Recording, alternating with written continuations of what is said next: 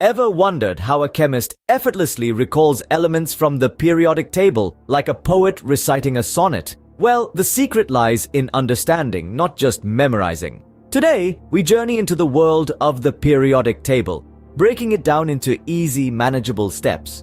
The periodic table, a chemist's roadmap, organizes 118 elements based on their atomic number, electron configuration, and recurring chemical properties. It's like a giant puzzle, and each element is a piece that fits perfectly in its place. First things first, familiarize yourself with the structure of the periodic table. It's divided into rows called periods and columns known as groups.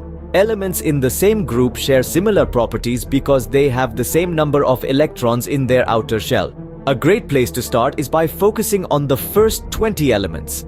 These elements lay the foundation for understanding more complex ones. Take hydrogen, for instance, the lightest and most abundant element in the universe, or helium, the second lightest, which we often associate with floating balloons and high-pitched voices. Next, delve into the transition metals, the elements in the middle of the table.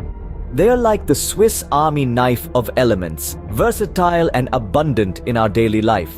Iron, for example, is a transition metal we often associate with construction and transportation because of its strength and durability. Then, venture into the world of lanthanides and actinides, the two rows at the bottom of the table. Though they may seem detached, they're actually part of the table's continuity, just formatted differently to keep the table compact. Now, understanding the periodic table isn't just about memorizing names and numbers. It's about seeing the patterns and relationships between elements.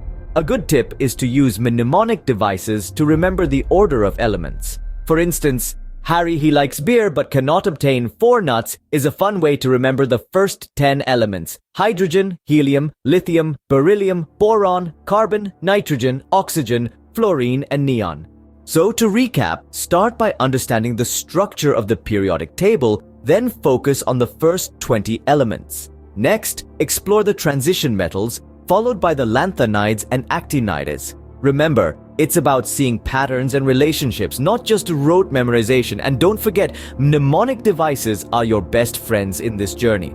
Mastering the periodic table may seem like a Herculean task, but with these steps, it becomes a fascinating journey of discovery. So take a deep breath, dive into the world of elements, and before you know it, you'll be reciting the periodic table like a seasoned chemist.